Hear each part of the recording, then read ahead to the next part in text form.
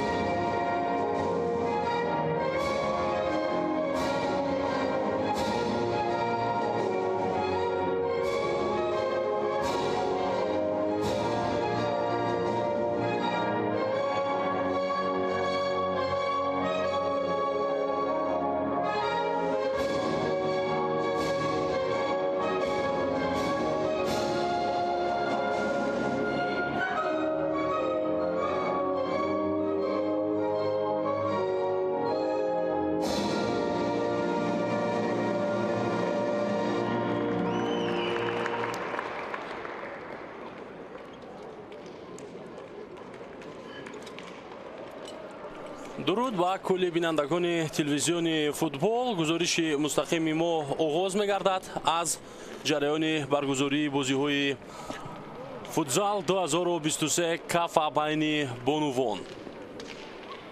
ва хуб, пас аз чанд лаҳзаи дигар бозии даври чаҳоруми ин мусобиқа ки аллакай чанд рӯз аст дар шаҳри душанбе ҷараён дорад байни мунтахабҳои бонувони Ӯзбекистон ва Тоҷикистон доир хоҳад гашт. ҳоло ҳайати асосӣ ва ҳайати захиравии мунтахаби Ӯзбекистонро коргардон ба мо пешниҳод мекунад. Фарух Зокиров сармураббии ин мунтахаб аст ва бояд гуфт ки Ӯзбекистон то ин дам танҳо 3 имтиёз ба даст овардаасту халос. ва чанд лаҳза пештар аз ин бозии дигари даври чаҳоруми кафа 2024 байни бонувон ба поён расид. Ин бозии Эрон ва Туркменистон буд ки он ҷо мунтахаби Эрон пешсафи ин мусобиқа бо ҳисоби хеле калон 9-0 рақиби худро шикаст дод. Ва ҳайати асосии тими мунтахаби Тоҷикистон зери раҳбарии Мустафо Афшорӣ дар экранҳои мо шумо намоён мешавад. Бояд гуфт ки тими миллии мо дар ин мусобиқа аллакай ду бозӣ дорад дар ҳисоби худ, вале ҳанӯз ягон имтиёз ва ягон пирӯзе ба даст наовардааст. Хуб, биёед атрофи доварон ҳоло гап занем. Ёдовар мешавем ки довари асосӣ дар бозии имрӯза ин Талантбек Раимбердиев аст ва ҳамчунин довари дуюм Симик Жергалбеков ва довари сеюм Абак Беҳноз хуб дар ин дидор фаъолият хоҳанд кард. Ба ҳаятҳои дастаҳо таваҷҷӯҳ мекунем. Севара Нуруллоева рақами 1 дарвозабони Ӯзбекистон, рақами 5 Зумрат Назарова капитан, рақами 3 Холида Дадабоева, рақами 7 Фирӯза Турдибоева ва рақами 10 Рушания Сафина.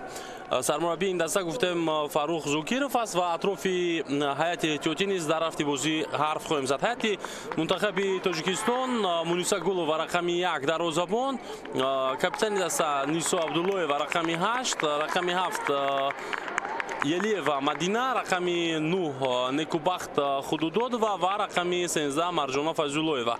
Албатта сармураббиро гуфтем Мустафо Афшорӣ ва дар бораи ҳайати эҳтиётии мунтахаби Тоҷикистон низ баъдан ҳарф хоҳем зад. Ва имрӯз акнун бозии хеле сахт Тоҷикистонро дар пеш аст, чунки қаблан мунтахаби Тоҷикистон бар муқобили тими миллии Туркменистон бозӣ карда буд ва пештар аз ин бо Қирғизистон мо бозии худро баргузор кардем. Ҳам Туркменистон, ҳам Қирғизистон ин дастаҳои то ҷои заифи мусобиқа ҳам ҳастанд ки ҳар ду ин дастаҳо тавониста буданд аз Тоҷикистон имтиёз ба даст биёранд ва ин ҳол дар ҷадвал бо 3 имтиёзӣ қарор гирифтанд.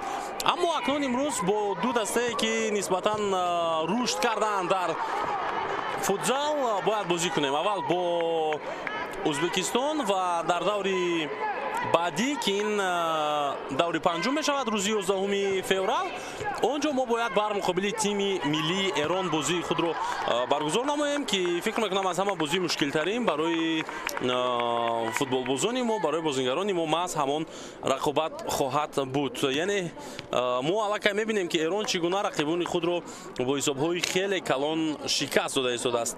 Хуб бубинед, дар даври аввал Эрон Ӯзбекистонро 5-1 шикаст дод, дар даври хуб дуюм Қирғизистонро 11-0 мағлуб намуд ва дар даври сеюм бошад акнун, дар даври чаҳорум аниқтараш, дар даври чаҳорум бошад Эрон Туркменистонро ҳамагӣ чанд лаҳза пештар 9-0 мағлуб намуд ва бо Тоҷикистон низ албатта аз задани голҳо фикр мекунам даст нафаҳанд кашид бозингарони мунтахаби Эрон ва барои бо натиҷаи беҳтар қаҳрамон шудан дар ин мусобиқа талоши худро хоҳанд кард.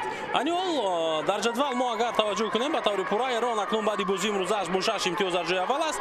Қирғизистон бо 6 имтиёз дар ҷои дуюм қарор дорад. Эрон бо 9 имтиёз акнун маъзарат мехоҳам дар ҷои аввал аст ва Қирғизистон бо 6 гол дар ҷои дуюм. Ӯзбекистон ва Туркменистон 3 имтиёзӣ доранд. Яъне имрӯз Ӯзбекистон барои баробар шудан ҳад якал бо Қирғизистон бозии худро анҷом хоҳад дод. ва Тоҷикистон низ барои ба даст овардани имтиёзҳо бозӣ хоҳад кард имрӯз бар муқобили ӯзбекҳо, чунки ягона даста дар мусобиқа бидуни имтиёз ҳоло маъз ин тими мо аст. ҳуҷумҳои мунтахаби Ӯзбекистон аз оғози рақобат хеле зиёд ба чашм мерасад ва талошҳои Назароваро мо капитани мунтахаби Ӯзбекистонро ҳоло чанд дафъа дидем. Назарова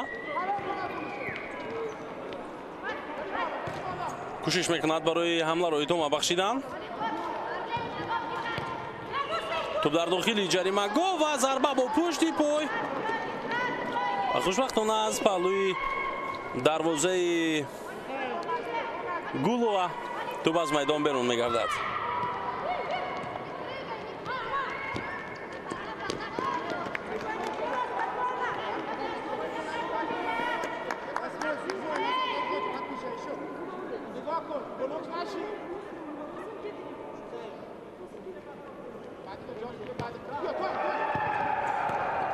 ҳамлаи навбатии мунтахаби ӯзбекистонро мебинем. инҷо қоидаи бозӣ вайрон мегардад.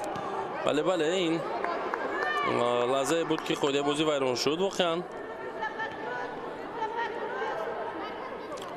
вала акнун вазъияти стандартӣ барои мунтахаби ӯзбекистон таъин карда мешавад.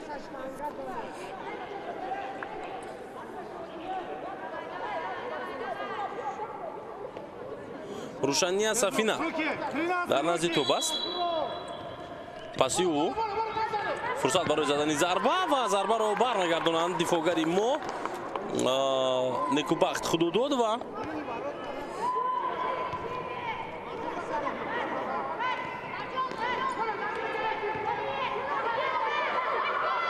ҳуҷуми навбатии мунтахаби ӯзбекистон ин дафъа аз тариқи марказ ҳамла шурӯъ гардид ва холида дадабоева зарба зад.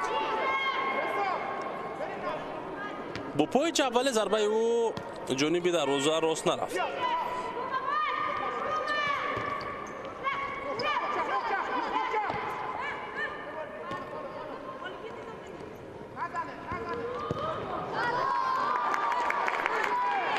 кӯшиши навбатӣ бозам бенатиҷа буд ва ҳоло дарвозабони мо то як андоза инҷо ҳунарнамоӣ кард Муниса Гулова ва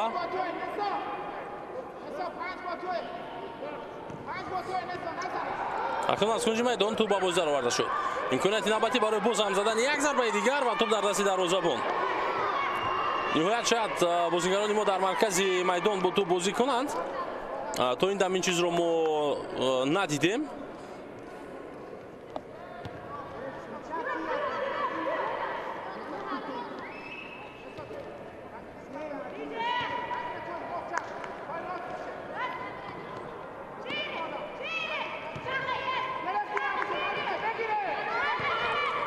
ҳамлаи навбатӣ аз ҷониби мунтахаби ӯзбекистон буд. умуман ин мусобиқаи кафа 2024 футзал албатта байни бонувон маротибаи сеюм аст ки дар таърихи худ баргузор мегардад ва ҳоло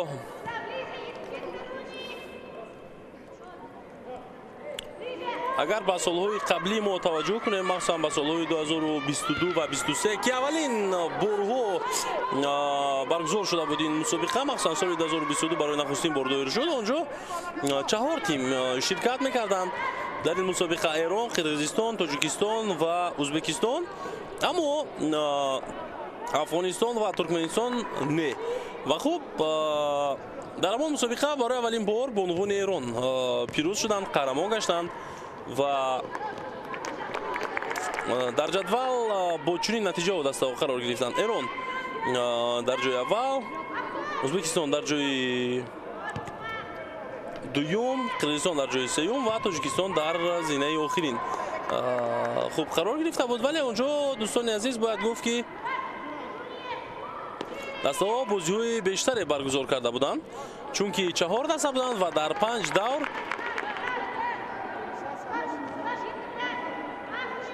дар 6 давр бозиҳоро доир карданд ва Эрон 16 имтиёз ба даст овард, Ӯзбекистон 13 хол ба даст овард ва хуб Қирғизистон бошад 4 хол. Тоҷикистон албатта онҷо 1 имтиёз ба даст оварда буд. зарбаи аввал аз ҷониби бозингарони мо некубахт худудод ва кӯшиш кард ва зарба зад. зарбаи рост ҳам буд ҷониби дарвозаи рақиб. ҳоло ҳуҷуми мунтахаби Ӯзбекистонро мебинем ки аз канори рост идома меёбад. зарба ва сейви дарвозабон. ин дафъа тӯб аз майдон берун мегардад. ва хуб соли гузашта ки баргузории мусобиқа дар кишвари Ӯзбекистон буд, дар Ташкент доир гардид бозиҳо моҳи январ. мунтахаби Ӯзбекистон боз ҳам натавонист ки пирӯз шавад, яъне Эрон маротибаи дуюм дар ин мусобиқае ки сатҳи бозиҳои дӯстонаро дорад пирӯзӣ ба даст оварда буд. ва хуб Ӯзбекистон дар ҷои дуюм, Тоҷикистон дар ҷои сеюм ва Қирғизистон дар зинаи охир ниҳояти кор қарор гирифт. ва бозии қаблие ки мо дар доираи ин мусобиқа соли гузашта бо Ӯзбекистон доштем, бо ҳисоби 7-1 ба фоидаи мунтахаби Ӯзбекистон ба поён расида буд. ҳоло ҳамлаи тими миллии Тоҷикистонро мебинем ва хоҳем дид ки бо кадом натиҷа این هجوم با پایان میرسد. اوت با فایده منتخب ازبکستان است. و خب گفتیم 7-1 منتخب ازبکستان ما رو شکست داده بود در تاشکند وقتی که این مسابقه کاف 2024 بین بانوان اوید با فوتزال برگزار میگردید. و حالا اکنون امسال در این موسم در این مسابقه ما شاهد خواهیم گشت که چگونه این بازی دایر خواهد شد و چگونه ما مقابل ازبکستان بازی خواهیم کرد. هرچند این بازی دوستانه است ولی برای رشد فوتزال بین بانوان فکر میکنم تأثیری حتما خوبی خود رو میرساند. و سال اول هم ما در بازی با ازبکستان شکست خورده بودیم اما اونجا با حساب 5-0 و سال 2023 گفتیم 7-1 بازی ما با پایان رسیده بود. و یک چیز جالب این که در بازی قبلی خود ما با ازبکستان البته در دقیقه سیوم گل سر داده بودیم به طور دروازه خود. حالا باشد البته 6 دقیقه بازی شد و حساب همون 0-0 است.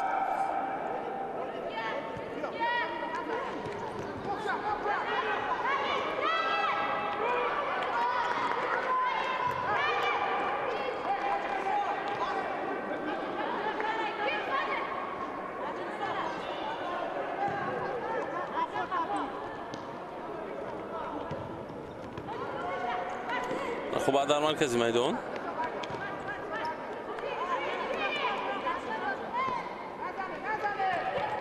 هجوم منتخب ازبکستان آغاز شد و انجام یافت اما باز هم نتیجه نیست.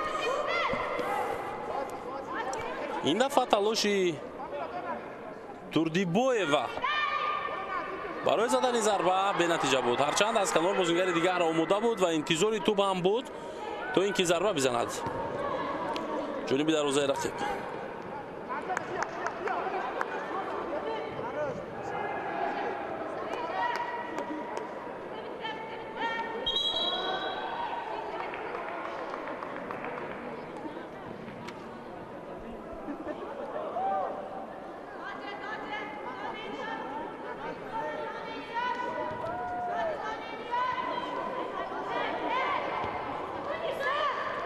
یک ضربه دیگر از مسافه خیلی دور.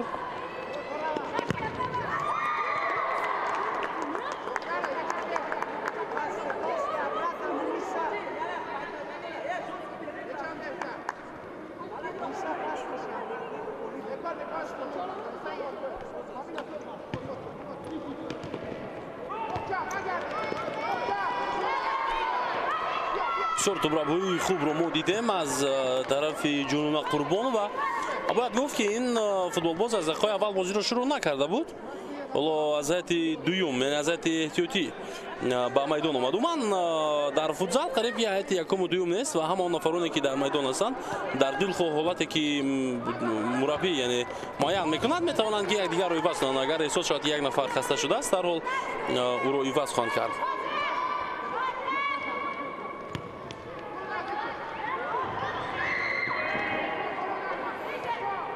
خوبت باز هم در مرکز میدان و فشار میورند با بازیگری مو این خود داد و بود ولی او توپ رو نداد. حالا از خود داد و با توپ قرار دارد.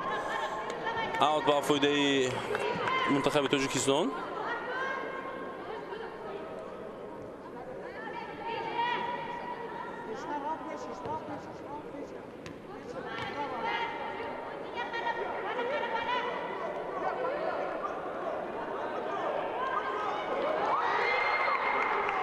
تلاش نوبتی بازیگران ما قربان و باز هم با پیش رفت و حالا توپ از میدان بیرون شده است. اوت با فایده منتخب تاجیکستان.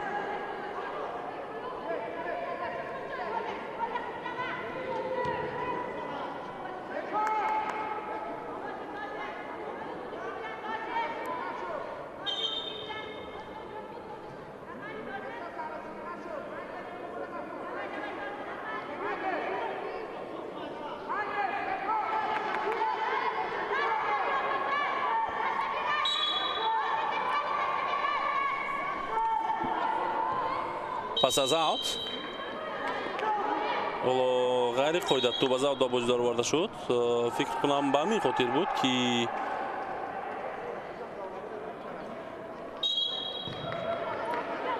довар садаи хуштаки худро баланд кард ва акнун бозиро бозингарони мунтахаби Ӯзбекистон идома медиҳанд.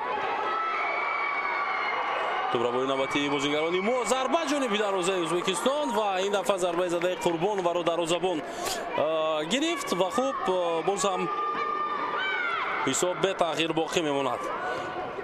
баъди чанд муддат бозингарони мо акнун дар созмон додани ҳамлаҳо каме фаъолтар ба чашм мерасанд. махсусан Қурбонова боз як зарбаи дигарро зад, вале ин дафъа ҳам зарбаи задаи ӯ рост ҷониби дастуни дарвозабон рафт. акнун имконият барои мунтахаби Ӯзбекистон зарба ва дарвозабон ин ҳолатро бартараф мекунад. ҳоло тӯб аз майдон берун гардид.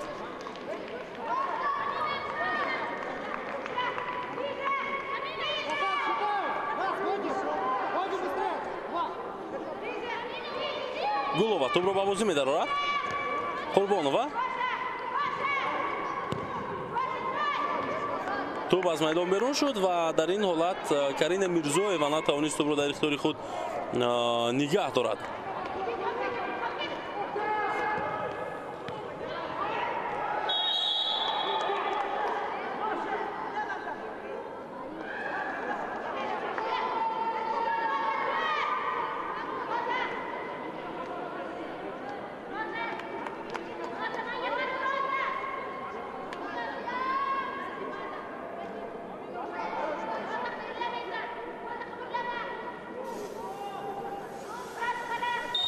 вазъияти стандартӣ ба нафъи бозингарони мо аст. ба таври бозигузорӣ аз ин ҳолат истифода кардан мехоҳанд бонувони тоҷик, вале дар ҳамон вазъият муваффақ нашуданд. ҳоло Муниса Гулова иштибоҳ мекунад ва тӯбро зада аз майдон берун менамояд.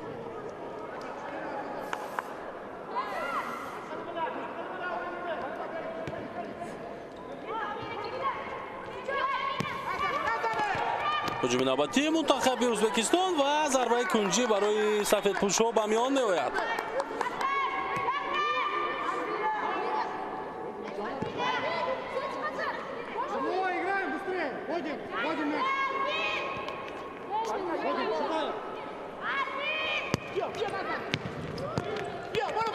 тӯб дар майдон нигаҳ дошта шуд ва ҳоло дарвозабон бояд тӯбро ба боз дарорад. дарвозабони мо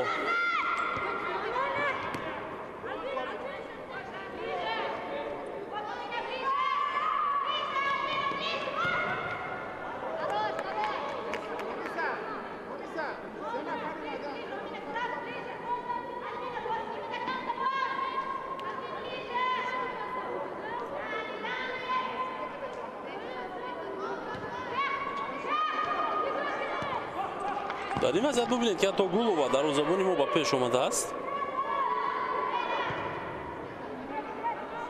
вола аз ҳайати мунтахаби Тоҷикистон танҳо ҷонона Қурбонова аст ки нисбат ба дигарон ба таври куллӣ фарқ дорад ва бозии чашмраси ӯро мо ҳоло дида истодаем.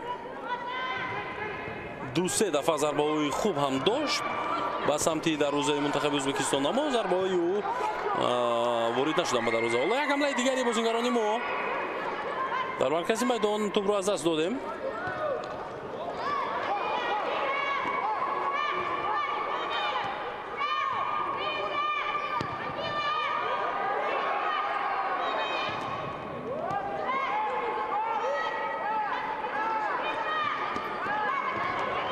фишор меоранд бозингарони мунтахаби Ӯзбекистон, махсусан Турдибоева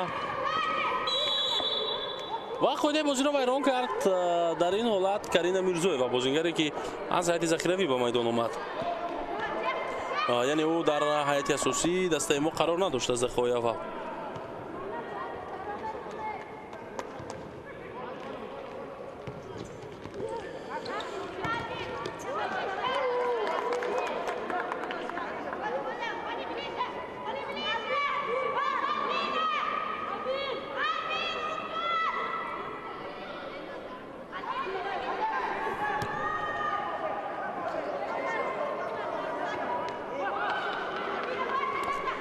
бозӣ идома меёбад.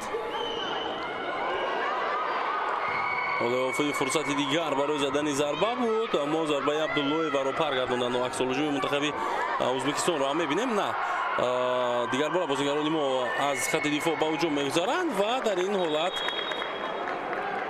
талошҳои Комила Расулова бенатиҷа буд. ҳарчанд ӯ хеле хуб тӯбро гирифт, аз тариқи марказ мехост ҳаракат кунад, вале муваффақ нашуд.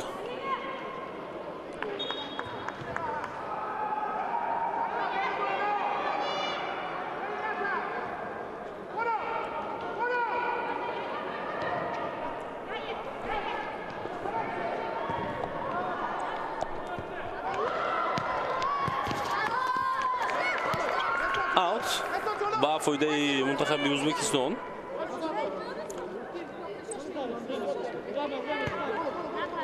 Пас аз аут масофа хеле дур аст ва аз ин мавқеъҳо зарба намезананд бозигарони мунтахаби Ӯзбекистон. ҳоло тӯб аз майдон берун карда шуд аз ҷониби Елиева ва хуб зарбаи кунҷӣ барои мунтахаби Ӯзбекистон ба миён омад.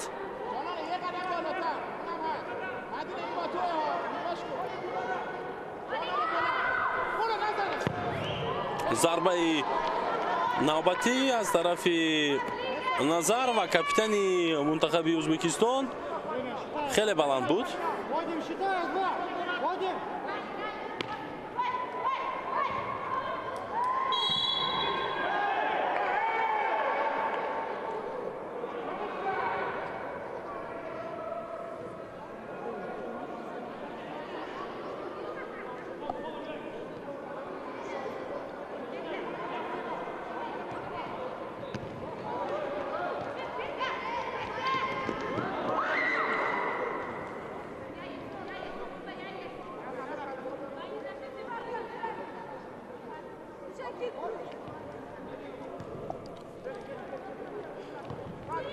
دقیقه 19 رقابت حساب همون 0-0 است. منتخب ازبکستان هرچند تا این دم چندین فرصت ها داشت و چندین تلاش‌های خوب هم بود، اما هنوز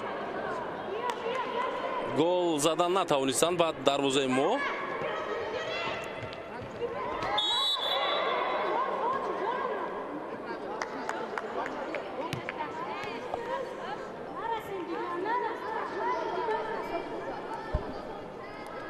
فیروزه توردیبویوا اوسه ببیند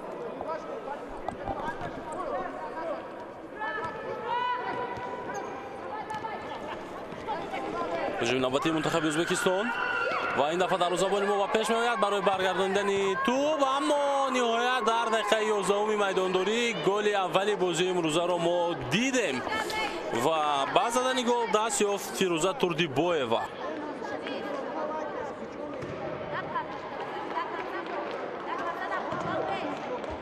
Goal for Uzbekistan by player number 7, Feruza Turdiboyeva.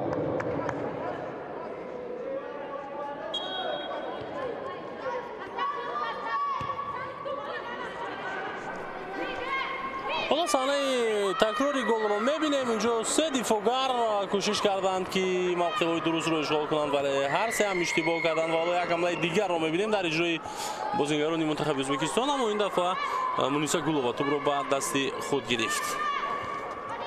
رسولووا پاسی با عقب با کاپیتان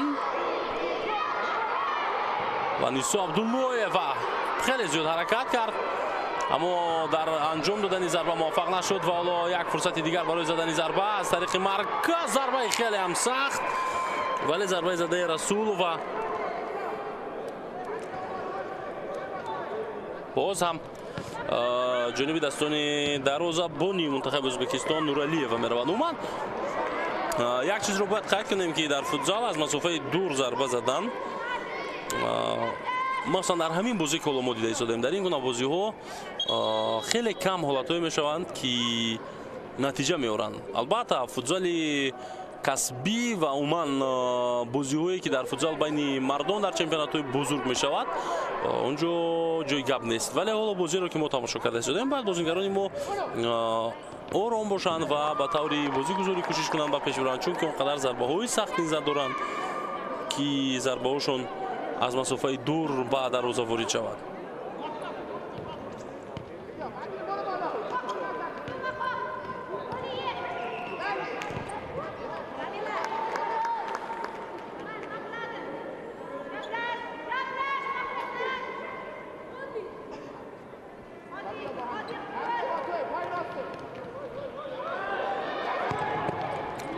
ضربه نوبتی جنوبی دروازه و دروازه‌بان ما دستانش رو سب دید بعدی برگرداندن توپ در این حالت.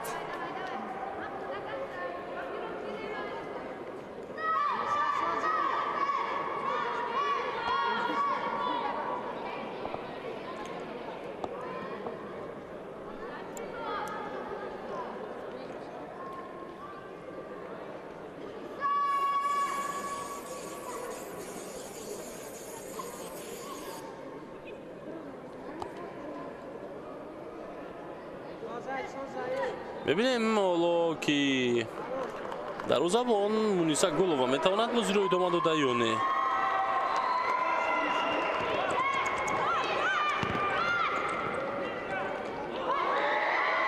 هجوم نوبتی منتخب تاجیکستان آغاز می شود از قسمت میدانی ما، اما هجوم رو ادامه دادن نتوانست خود دو دو بازیگری واسه شد فکر میکنم این حال پاس از اوت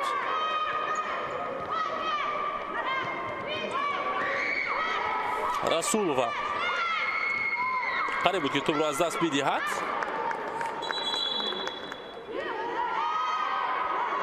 و اینجا وضعیت استانداردی است اگر خطا نکنم. یوشاد اوت رو با فایده منتخب تاجیکستان داده باشد. حالا دوار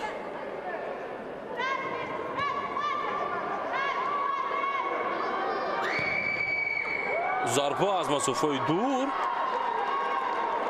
بالاتر از دروازه بود.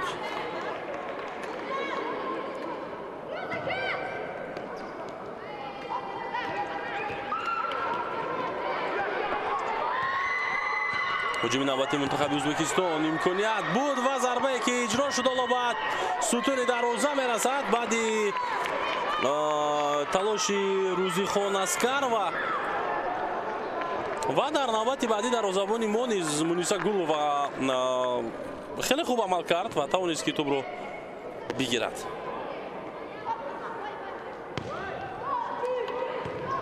خیلی انضمام بازی هم به پایان میرسد. حساب همان 1-0 به فایده منتخب ازبکستان است. یعنی بانوان ما به طور فوق‌العاده دفاع کرده ایستادند در همین بازی، اما باید که همین طور در هجوم ها اما این دسته رو ببینیم. حالا قاعده بازی ویران شد مقابل نیسا عبدالله و 100% قاعده بازی ویران شد.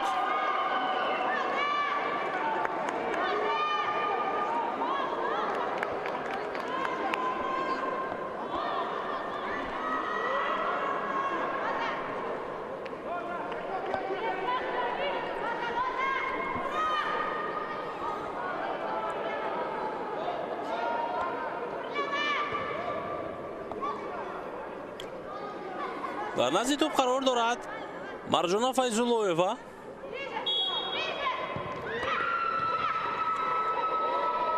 توپ از میدان بیرون شد.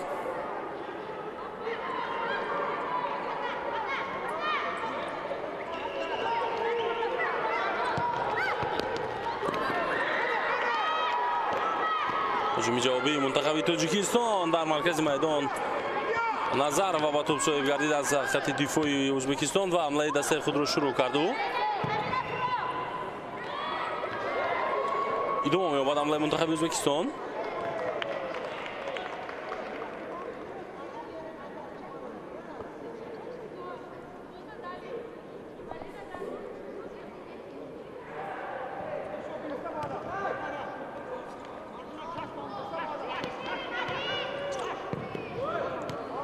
اوت با فایده تاجیکستان.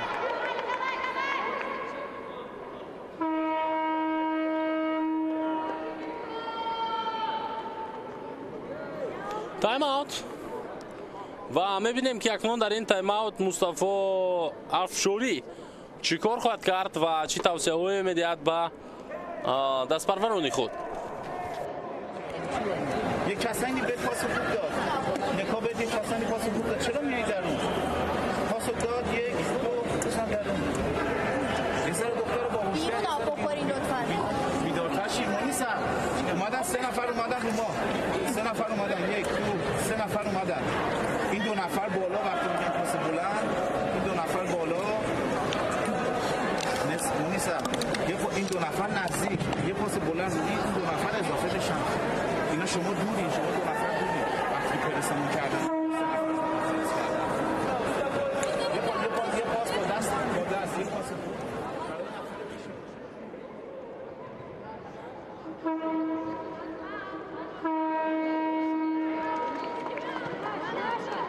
خب دوستان عزیز حالا دیدیم که اکنون سرمربی منتخبی تاجیکستان مصطفی افشوری چی توصیه‌های داد برای شاگردان خود مخصوصا اینجا وظیفه اساسی به دوش دروازه‌بان مونیسا گولوف است او اشاره کرد که پرتاب با دست دراز می شود و سمت حمله‌گر مرکزی که در صف پیش قرار دارد و دو نفر از کنارها با او پیوست می شوند این خود علاقه سازمان دادن یک حمله خوفناک خواهد بود و این خاطر ما انتظار می‌شیم که در دقیقه بعدی بانوان تاجیک چیکار خواهند کرد در این 6 دقیقه‌ای که حالا باقی مانده است آیا از روی این گفته‌ها میتوانند عمل کرده و برای برابر کردن حساب بازی نموده و یا اینکه باز هم منتخب ازبکستان رو فعالتر می‌بینیم چی در زدن گل چی در سازمان دادن هجوم‌ها پس به دروازه‌بان گولوف اشتباهی شاید ما گل دوم رو اینجا ببینیم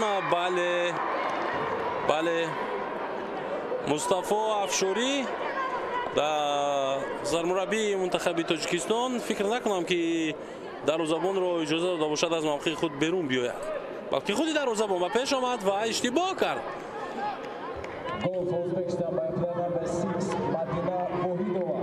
و خب حساب تغییر می‌یابد 2-0 مدینه وحیدова از هیئت منتخب ازبکستان گل زد و شماره گل‌های بازی امروزه برای ازبکستان اکنون 2 تا می‌شود یعنی حساب 2-0 است حمله نوبتی منتخب تاجیکستان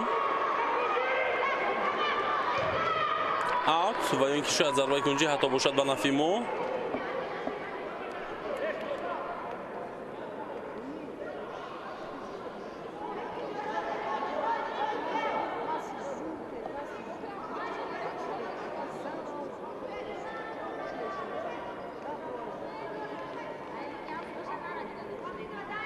تغییر در هیئت منتخب تاجیکستان و کاپیتان دستان نیسا عبدالله و آسیب دید حالا با جای او بازیگر رقمی 7 مدینه یلیوا وارد میدان شد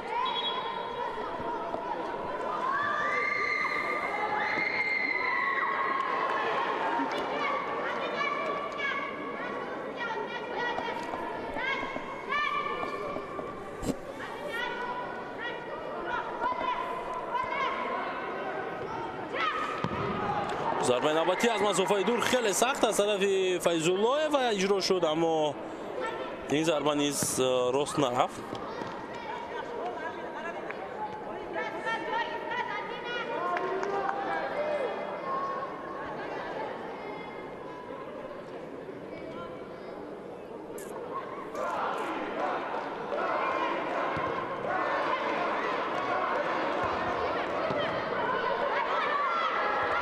جای منتخب ازبکستان باز هم دروازه‌بان ما در پیش بود مونیسا گولوف و قریب بود که یک حالت ناگوار دیگر به میان بیاد اگر ضربه زده روزیخان اسکر و راست جانبی دروازه ما میرفت ضربه نوبتی و گل با زدن گل باز هم دست می‌یابد مدینه وحیدова و او امروز اکنون دوبل کرد و حساب 3-0 می شود در دقیقه 16 دیدار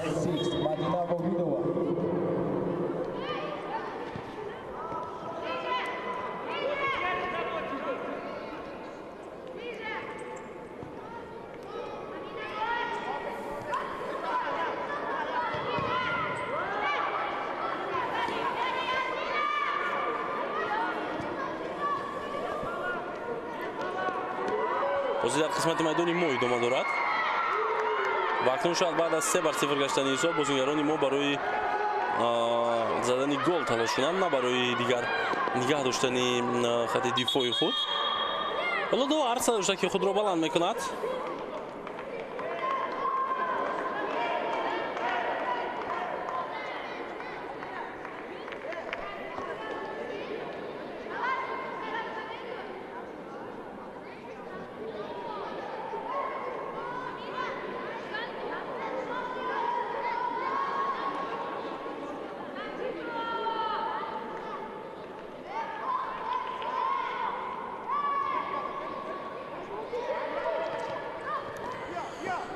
рақобат идома хоҳад ёфт.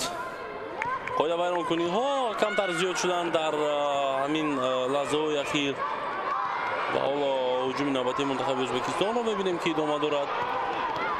тоҷинисохон Рашидова кӯшиш кард барои задани гол, вале ӯ муваффақ нашуд. ҳоло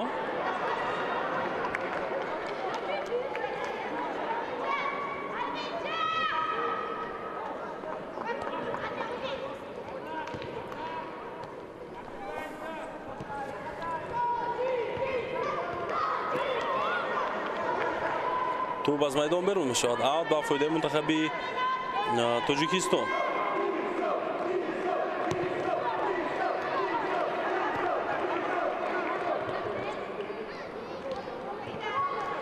بازی ادامه می‌یابد و از طریق مرکز این دفعه حمله منتخب تاجیکستان میتواند خوفناک‌تر باشد، اما باز هم اسکرور موفق شد در گرفتن توپ و اجازه نداد که حمله ما ادامه بیابد.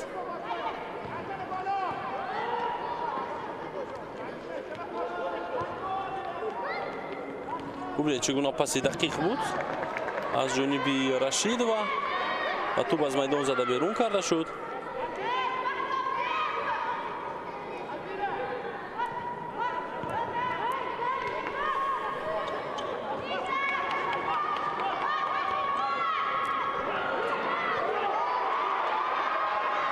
هجوم نوبتی منتخب تاجیکستان شاید ما اولین گل خود را در بازی امروز بزنیم، اما نه، موفق نشد در زدن گل در این حالت. مدینه یلیوا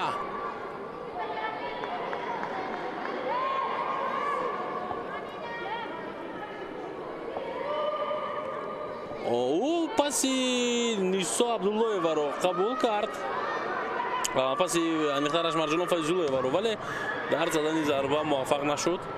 انیخترش رو ضربه را هم زد، حتی دروازه‌بان در این حالت کاری خود رو درست انجام داد. این سفر نوراللهیوا بود که برگرداند ضربه بازیگری ما رو و اجازه نداد که حساب 3-1 شود، یعنی گل اولی منتخب تاجیکستان رو ما ببینیم.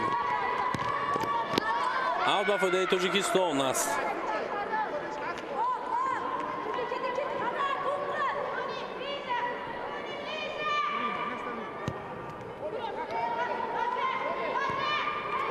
حمله نوبتی رو می‌بینیم از جانب منتخب ازبکستان. باز هم یک ضربه دیگر از مسافه دور برای دروازه‌بان مشکل بود گرفتن توپ.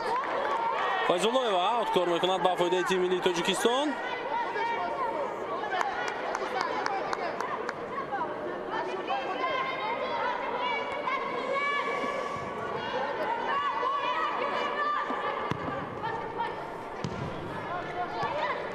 رقابت در قسمت میدانی تاجیکستان و در لحظه اخیر فیضولهیوا موفق شد که توپ را از میدان بیرون کند.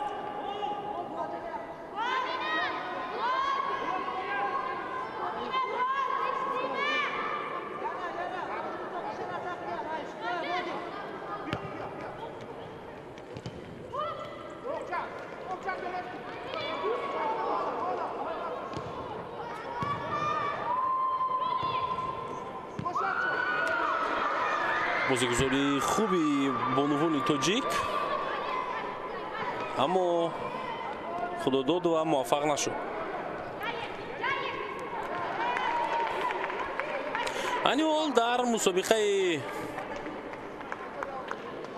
مذکور از روی زدن گل ها بهترین نشانزن از هیئت تیم ملی ایران است. بازیگر این سورو شیربیگی 5 گل دارد در حساب خود این فوتبال باز. حالا هجوم نوبتی منتخب ازبکستان باز هم به نتیجه به پایان میرسد و عموما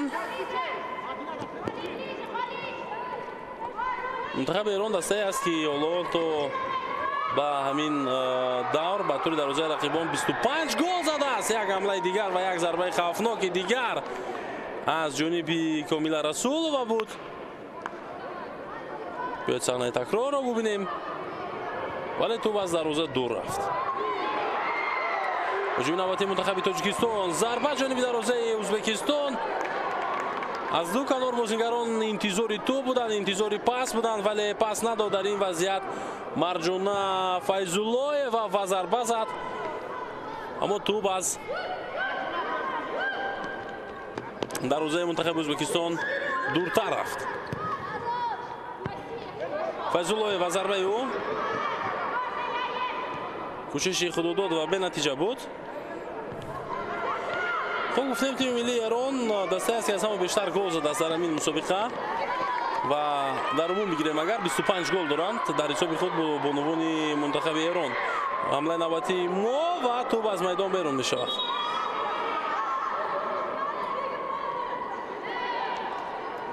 و در برابر 25 گل خود تنها یک گل با توری دروازه‌شان سر دادند و خلاص آنها. دارشیم که منتخب ایران رقیب تیم ملی تاجیکستان در دوره بعدی است. یعنی در دوره آخرین در این مسابقه تاجیکستان باید با ایران بازی کند. قبلا با دروازه ترکمنستان 9 گل، با دروازه قرقیزستان 11 گل و با دروازه ازبکستان 5 گل زده بودند با عنوان منتخب ایران. آخرین ثانیه‌های قسم یکم بازی حالا شروع می شود و حساب همان 3-0 به فایده ازبکستان است. اما طی 2-3 دقیقه اخیر بازیگران ما نیز خیلی خوب کوشش کرده ایستادند و حمله ها سازمان داده ایستادند.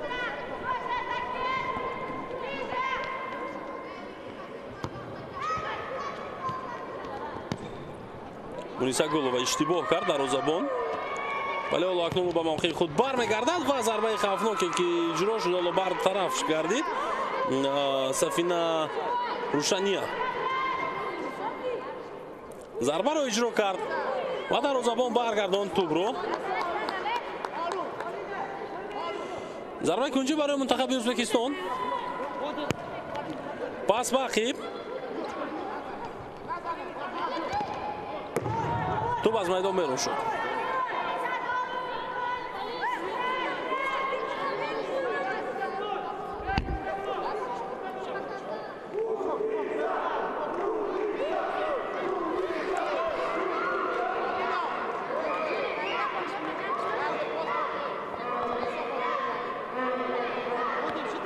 بازم ضربه کنجی، پاس به عقب. آخرین تلاش بازیگران منتخب ازبکستان در قسم اول، ضربه و حلقه وقت تمام شد و قسم یکم تنها با حساب 3-0 به پایان رسید و اکنون دسته ها به استراحت می روند.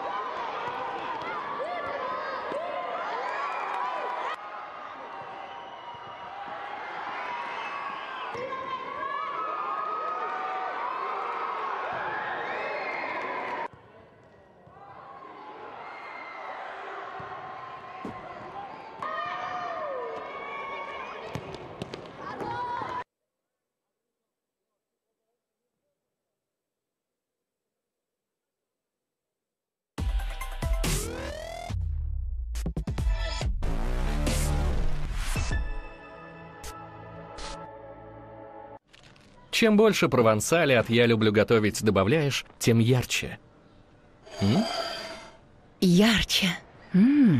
И ярче становится вкус. О, Ля.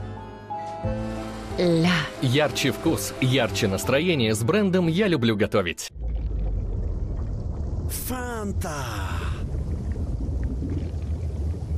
تشنگی را بیشکنید شیفته فشسی گازهای فانتا شوید شیفته حلاوتی حبابچه ها شوید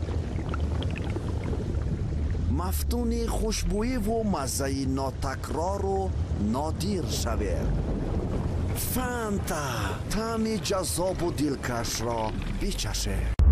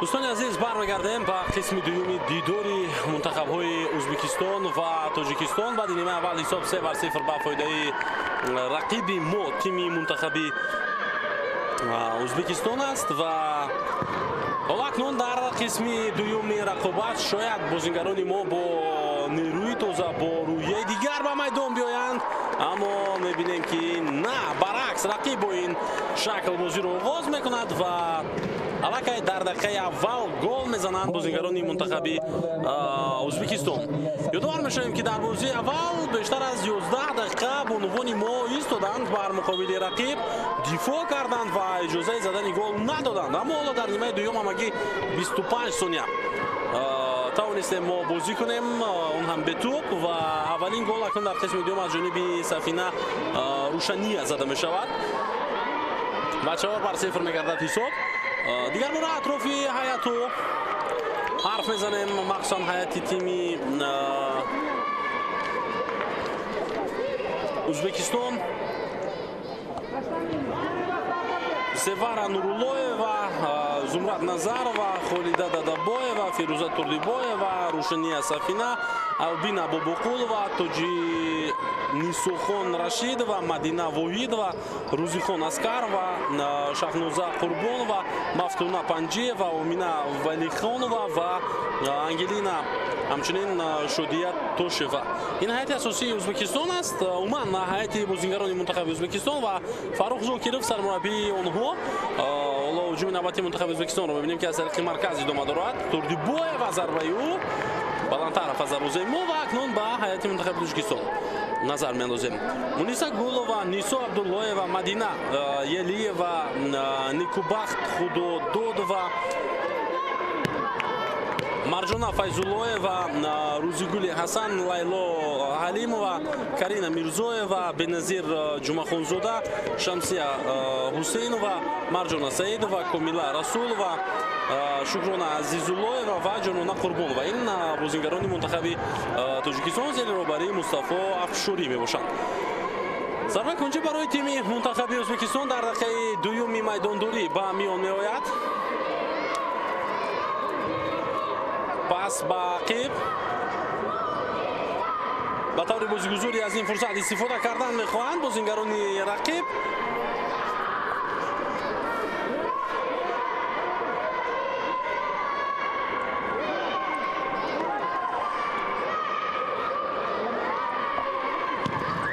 توجه میکنیم به این حالت. یک ضربه دیگر بازم از مسافه دور مدینه یلیeva ضربه زد.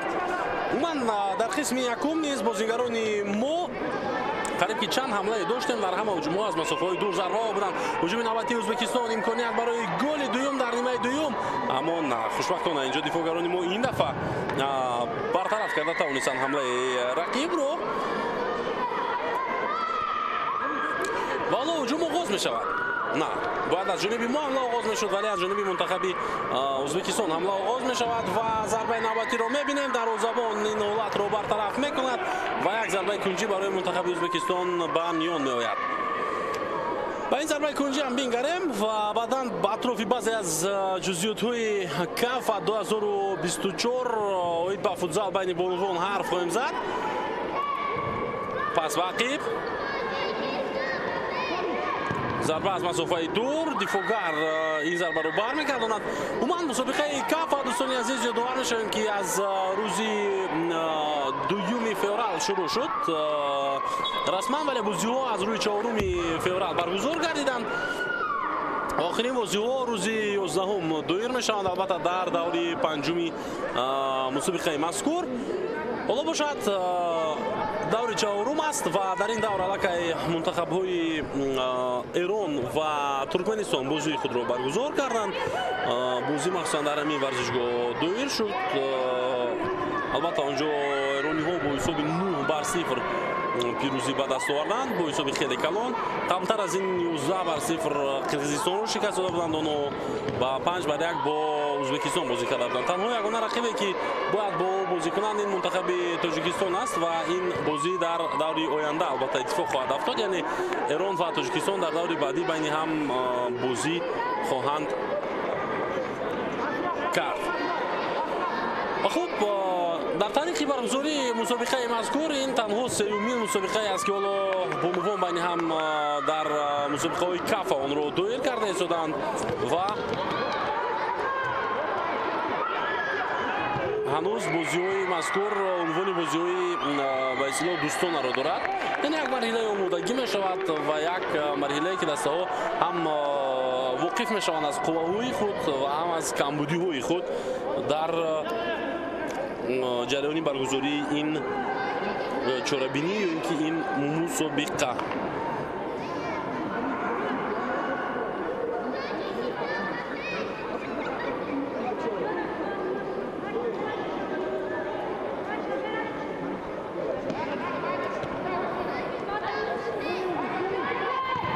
зарбаи навбати ҷониби дарозаи мо ва боз ҳам ин ҳолат бартараф гардид.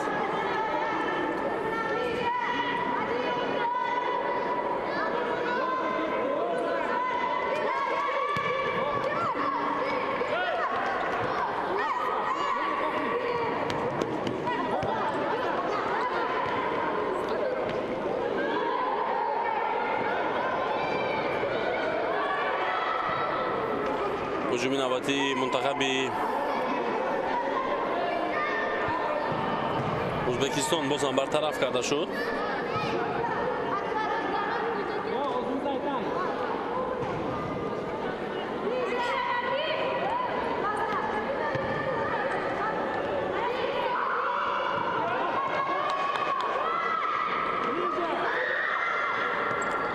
фишор меоранд бозигарони мунтахаби ӯзбекистон ва ҳатто муваффақ ҳам шуданд дар гирифтани туп.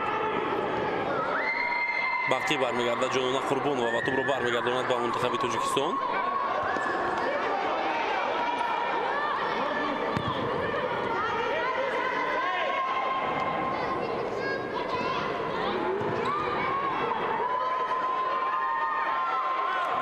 се бар се шумораи бозингарон ва футболбозон бонувони мо инҷо талош карданд барои наздик шудан ба дарвозаи мунтахаби ӯзбекистон, аммо муваффақ нагардиданд.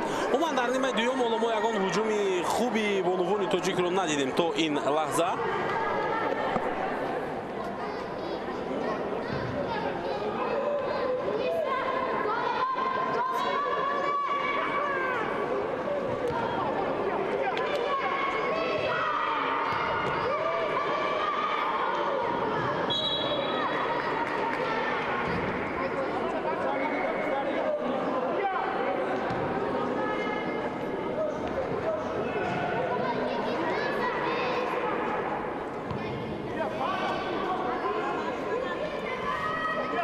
гулова пасиё фишор меоранд бозигарони мунтахаби ӯзбекистон ва ҳуҷуми навбати онҳоро биёед бубинем.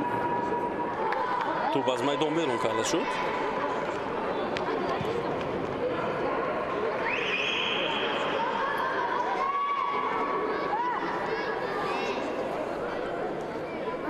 дар канои мо шумо марҷона файзуллоева буд ки дар маркази ҷаримагоҳ қарор дорад ва ӯ дифоъ кардан мехоҳад дар ин вазъият.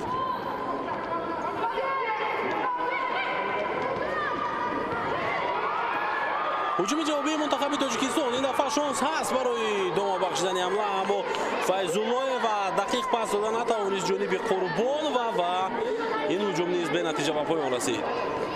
ҳоло худи файзуллоева ба назди туп меояд ва тупро аз маз ӯ ба бузӣ хоҳад даровард.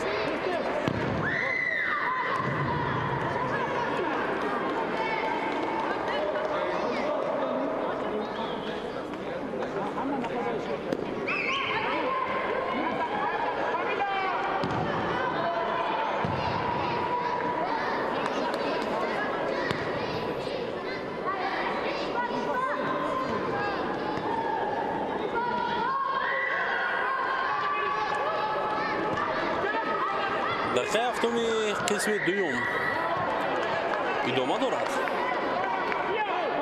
حساب به تغییر 4-0.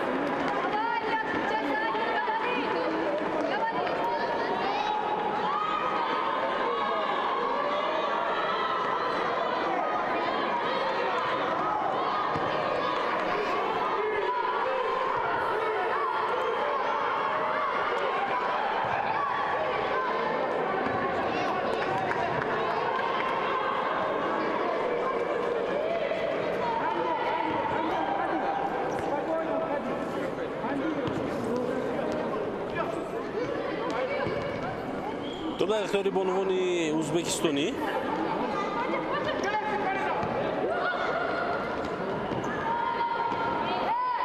اوت.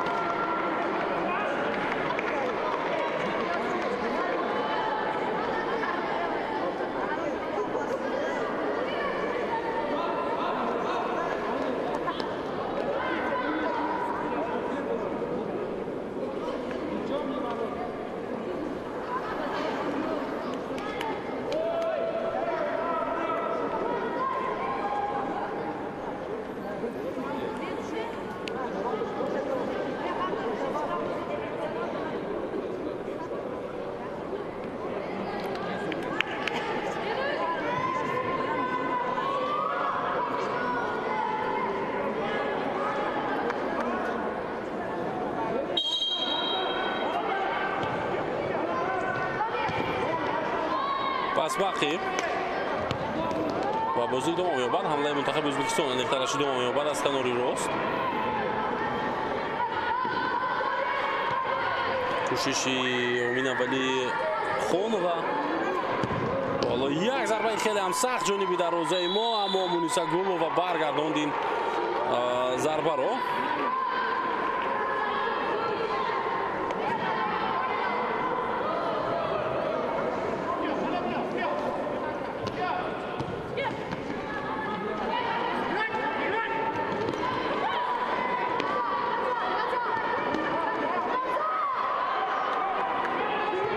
توپ در اختیار بازیگران ما.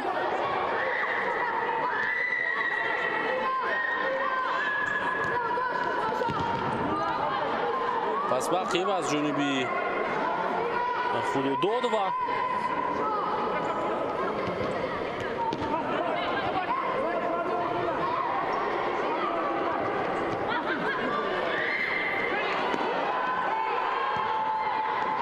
بالا هجوم نوبتی منتخب ازبکستان باز هم به نتیجه و پایان رسید.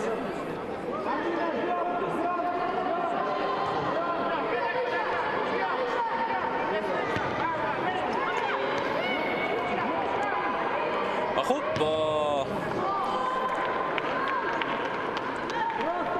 باید گفت که ازبکستان بازی آخرین خود رو در دوره این مسابقه مقابل قرقیزستان برگزار خواهد کرد.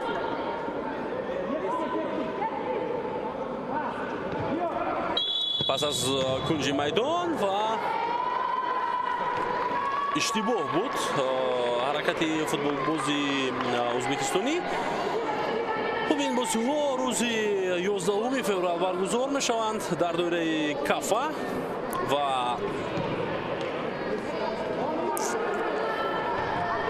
بعدا معین می شود که کدام دسته باید عنوان قهرمانی رو در کافا 2024 بین بانوان صاحب شود.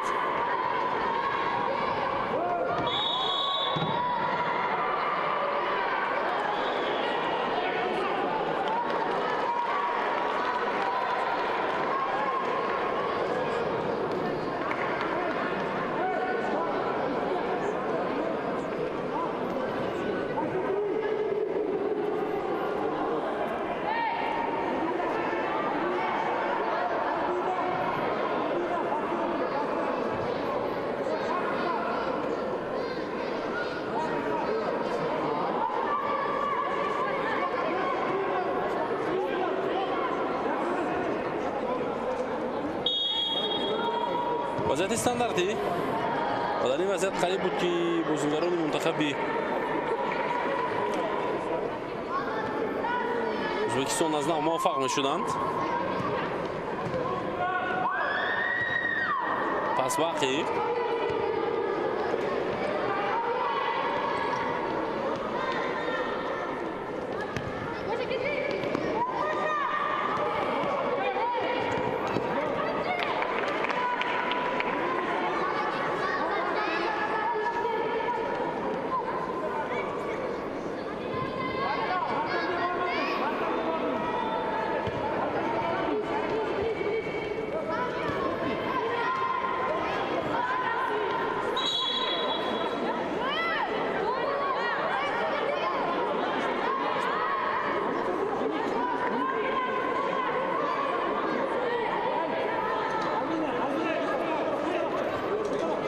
шояд пас аз чанд лаҳзаи дигар тайм-аут аз ҷониби мураббии тоҷик гирифта шавад. Зарба ҷониби дарвоза ва яке аз зарбаҳои хавфноки маҳз ҳамин буд ки ҳоло зада шуд.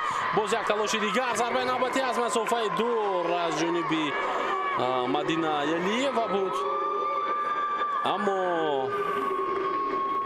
ин зарбаам рост нарафт ҷониби дарвозаи мунтахаби Ӯзбекистон.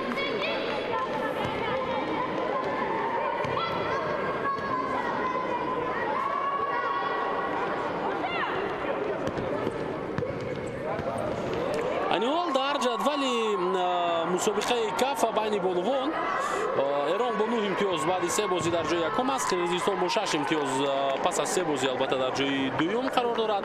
Ӯзбекистон ки ҳоло 4-0 пирӯз гашта истодааст. Ин даста низ дар ҷадвали онлайн дар умуман ҷадвал бо 6 имтиёз қарор мегирад, чун аз ду бозии қаблӣ дар яктоаш пирӯз шуда буд ва дар яктоаш мағлуб аз Эрон шуд ва пирӯз бар муқобили мунтахаби Туркменистон.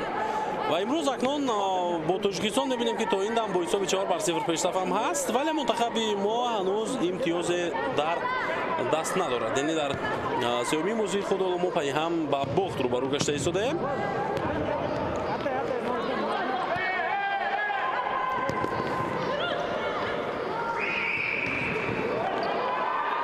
ҳуҷуми навбатии мунтахаби Тоҷикистон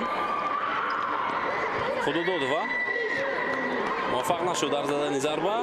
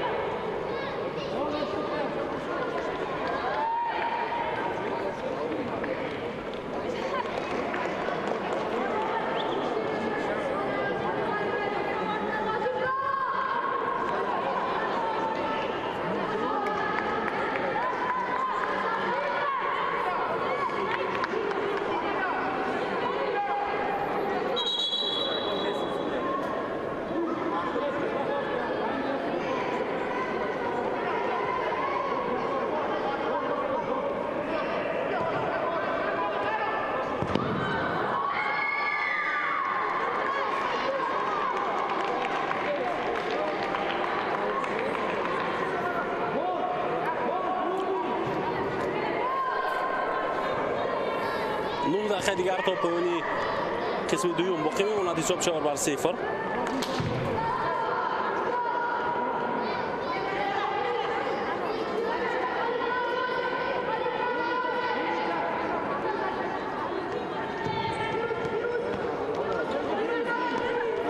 بازیگران منتخب ازبکستان تلاش‌های خود را برای زدن گل‌های از این دیده بیشتر حالا انجام داده ایستادند، چرا که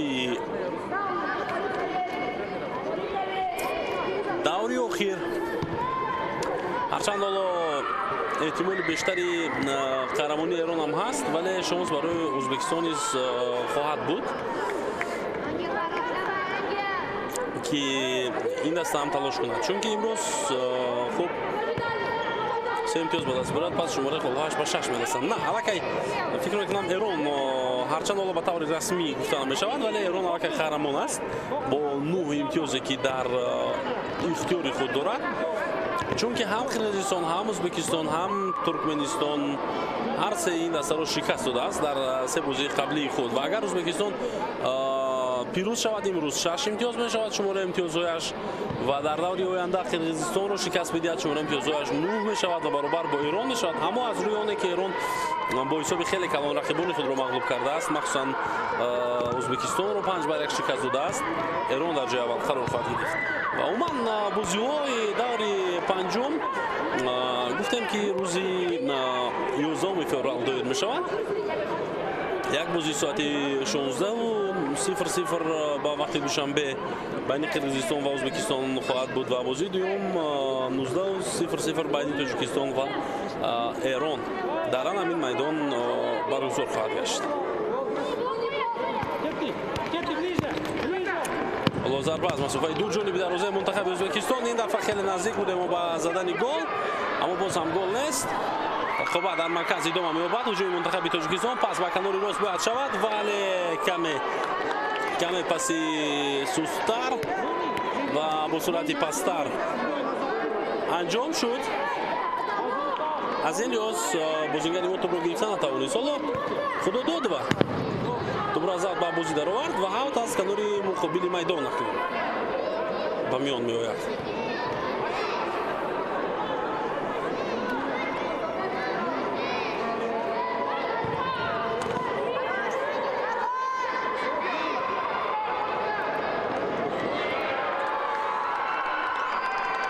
متاسفانه گل پنجم رو نیز ما دیدیم. Goal for Uzbekistan by player number 10, Rushaniya Safina. سفینه با زدن گل دست یافت و اینجا بعضی از بازیگران هیئت منتخب کشور نیز قرار دارند. البته بازیگران تیم فوتزالی ما در میدانند و بازی رو تماشا کرده ایستادند. ما صحنه تکرار رو دیدیم، گل رو دیدیم و بازی اکنون باید ادامه بیابد.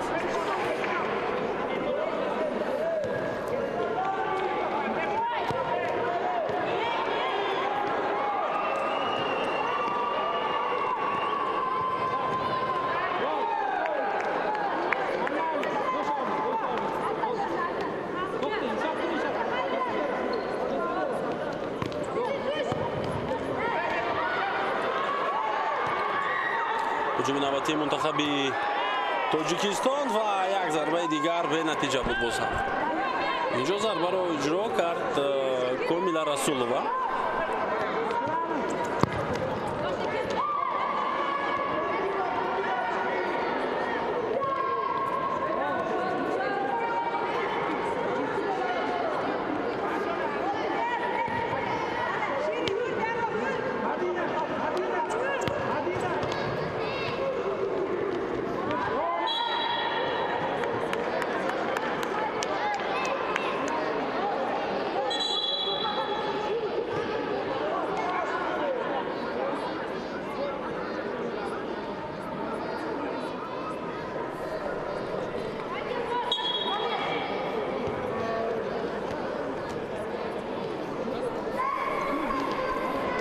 دروازه‌بانی منتخب ازبکستان حتی به پیش می‌آید و با همدستایش بازی می‌کند. دیدار میشه یمکن انجلینا است. او نیز بازیگر است البته ولی حالا در نقش دروازه‌بان است و بیشتر با همدستایش بازی خواهد کرد. این هم به خاطر است که او نیز تجربه کنند بازی رو. او نیز خوب قوه خود رو بسنجد و خود رو نشان بدهد.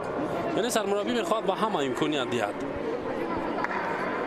مصطفی افشوری سرمربی منتخب تاجیکستان. اوت.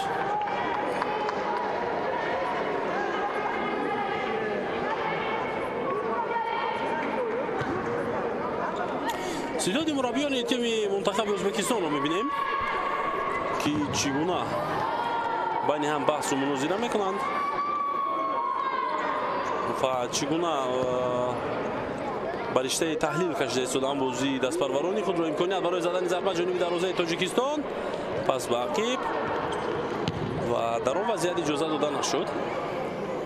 باز یک هجوم دیگر منتخب ازبکستان رو میبینیم با پاس‌های دقیق نزدیک میشوند به جریمه‌گاه تیم ملی ما.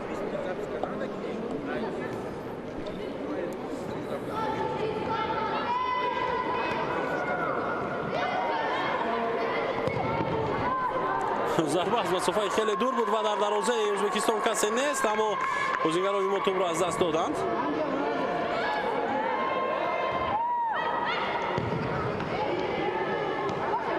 امکانیت و یک ضربه خیلی سخت جانبی دروازه مونیسا گولووا زده شد از طرف شودیاتوشوا.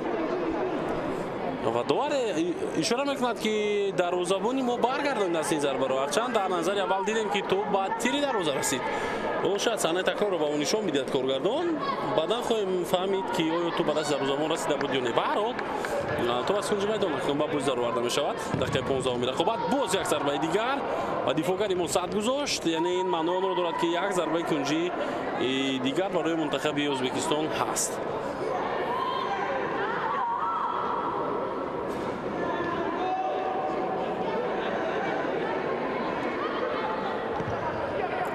پس ادامه می‌یابد هجوم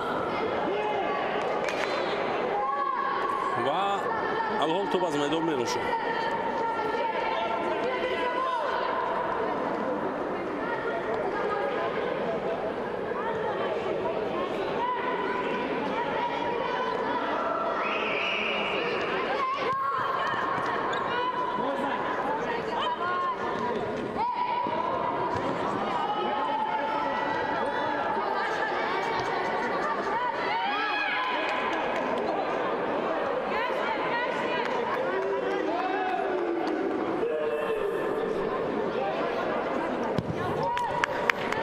وزنا با بازی در آورده می شود از اوت. یادآور میشیم که این بازی دوری چهارمی کاف 2024 بین بانوان است و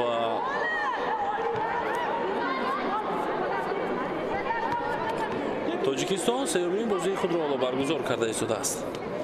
در دو بازی قبلی ما شکست خورده بودیم. در رقابت با تیم‌های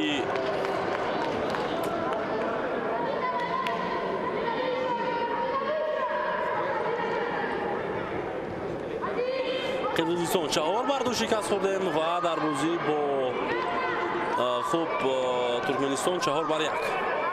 امروز اکنون ازبکستان در این مسابقه اولین رقیب شد بر مقابل ما که بیشتر از 4 گل به توپ دروازه ما زد و بر زمین ما در دو بازی گذشته با دروازه رقیبان خود حداقل گل زده بودیم. فیض‌الله و رسولووا در بازی با قرقیزستان گل‌های تاجیکستان را زدند. مرجان فیض‌الله بازیگر رقم 13 و همچنین رسولووا کامیلا رقم 11. حالا بیاید صحنه تکرار ببینیم که دروازه‌بان ما از مسافه دور خواست ضربه بزند و ضربه خیلی سخت هم بود. در اجرای او باز یک ضربه دیگر ما این دفعه هم بلند رفت. در بازی با ترکمنستان که 4-1 شکست خوردیم اونجا باز هم رسولووا مؤلف گل شد، یعنی او 2 گل در حساب خود دارد در این مسابقه و امروز باشد اکنون بازیگران ما همونو حداقل با زدن یک گل دست نیافتند. یک حمله خوفناک ضربه جانبی دروازه امکانیت برای زدن گل اول در این دیدار، اما کامیلا رسولووا از امکانیت خوبی خود استفاده برده نتوانست و افتید در حالی که باید ضربه میزد و شانس را از دست داد.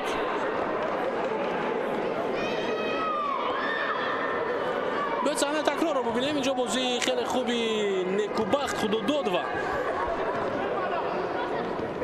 دیده شد و او از کنار رفت، ضربه زد، دروازه‌بان ضربه رو برگرداند و بعدا بازیگر دیگری ما گل زدن نتوانست. حالا اکنون در جواب بازیگران منتخب ازبکستان گل میزنند و حساب رو 6-0 میکنند در دقیقه 17 رقابت.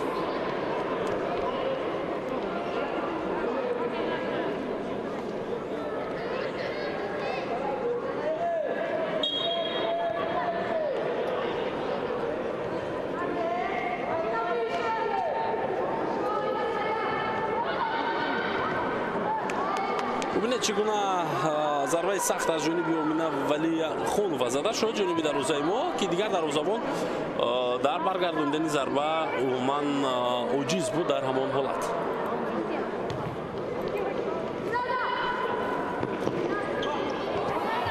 گولووا دروازه‌بان توپ را زده از میدان بیرون کرد.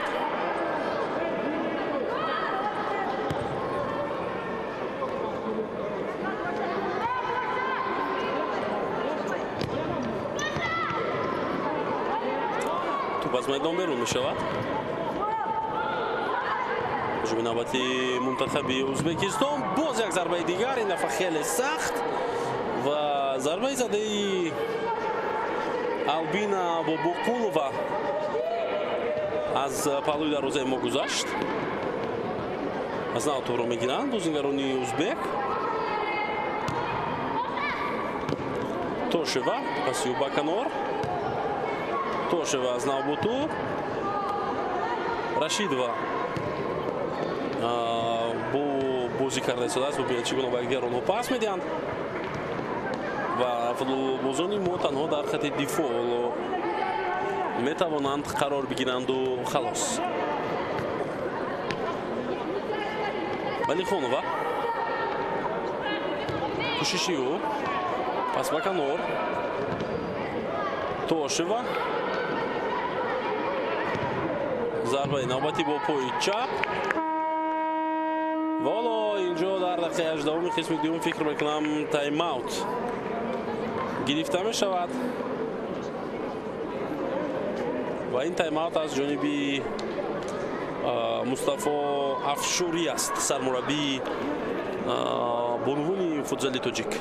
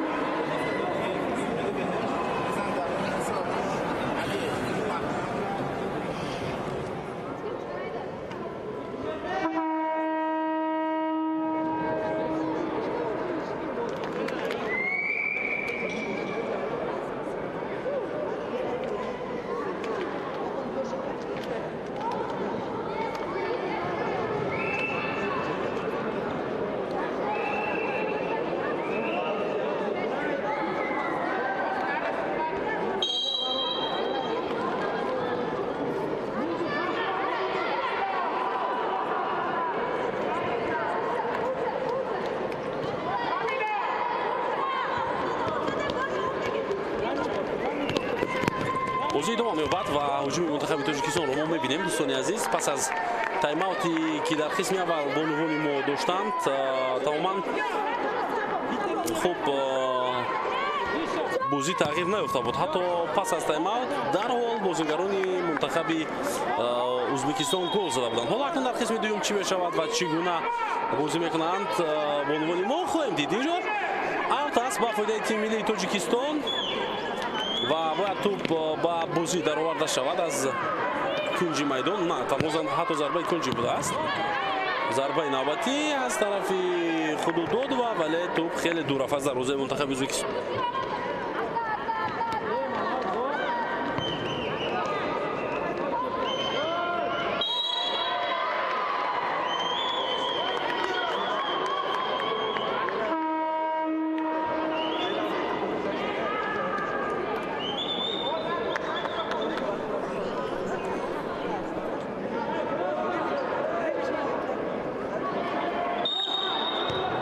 бозӣ идома меёбад. ҳоло боз як зарбаи дигар ҷониби дарвозаи мо. имрӯз дарвозабон Унисагулова чандин зарбаҳоро баргардонд. чандин зарбаҳоро. вале новаста аз ин ҳама сейвҳои ӯ 6 гол ба дарвозаи мо зада шуд. бозӣ идома хоҳад ёфт ва боз як кӯшиши дигари Валихонова барои задани гол ҳатто аммо муваффақ нашуд. пас аз ҷониби Рашидова ба дарвозабон. тӯб дар ихтиёри бозингарони мо. Худудодова тӯбро аз майдон берун кард.